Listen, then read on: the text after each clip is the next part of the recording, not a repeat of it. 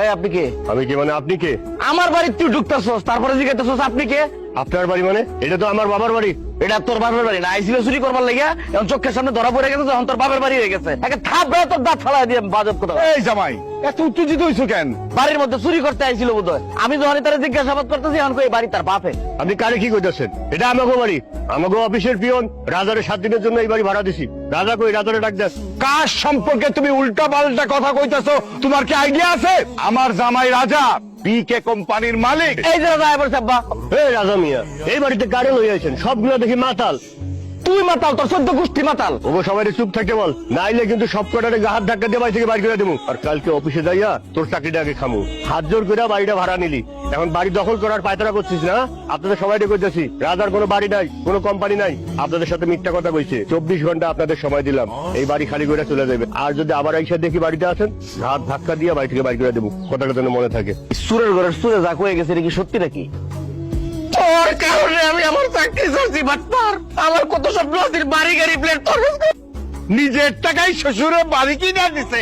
তোর মুখ যেন আমি না দেখি। তুমি শেষ পর্যন্ত আমাদের মান সম্মান নিয়ে খেলো। এত বড় সাহস তোমার? আব্বা, আমরা তো ভালোই ছিলাম। নিজেটা কেন এত বড় অপমান করলি? বাইরের মানুষ সাহেব গলা ধাক্কা দিয়ে বের করে দিতে চাই। তোদের প্রেম আমি মাইনে নিতে চাই নাই, তোদের বিয়ে আমি মাইনে নিতে চাই নাই। এই জন্য প্রতিশোধ দিলি? আমি কোনো প্রতিশোধই নিচ্ছি না। তোর জামাই তোর 200 ভরি গয়না কিনে দিছে না, 300-400 শাড়ি কিনে দিছে। এই জামাই রে বড় করতে যা তুই বইনের কাছে মিথ্যা কথা বলছিস। তুমি আমার সাথে এইভাবে কেন কথা বলছো? তুই বইন নামে কলঙ্ক, তুই আমাকে বইন হইতেই পারছিস না। যখন শুনছিলাম আমার জামাইয়ের অনেক টাকা, তখন তো আমার একেবারে সোনার খাট পালঙ্ক বানাই ফেলছিল। আর এখনই আমাকে কলঙ্ক বানাই ফেললা? তোমার তো এক অঙ্গে অনেক রূপ দেখছি বুবু। একই অঙ্গে আমরা অনেক রূপ, তোর অনেক রূপ, বুঝছিস? তোর অনেকগুলা চেহারা, সাপের খোলসের মতো রং বদলাস তুই। আই দুলা ভাই চাকরি পর্যন্ত ছেড়ে দিছে। আমি তো বলি নাই তোমাদেরকে স্বপ্ন দেখতে। এটাও তো বলছ না যে তোমরা কেউ স্বপ্ন দেখো না।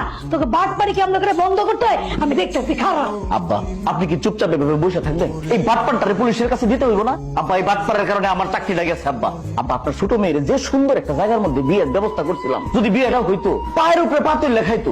এই বাটপারের কারণে আব্বা বিয়েটা দিতে পারি নাই। আপনাদের সাথে ওই যে বাড়ির লেখা দিব একটা চিটারি করতে না, এটা পুলিশে দিতে হইব। আব্বা, আমার মাইয়ারে রাজা কাছে রাখুন না, আগে রানীরে দিয়া ওরে ডিভোর্স দেওয়ামু, তারপরে আইন অনুযায়ী আমি মামলা করবো।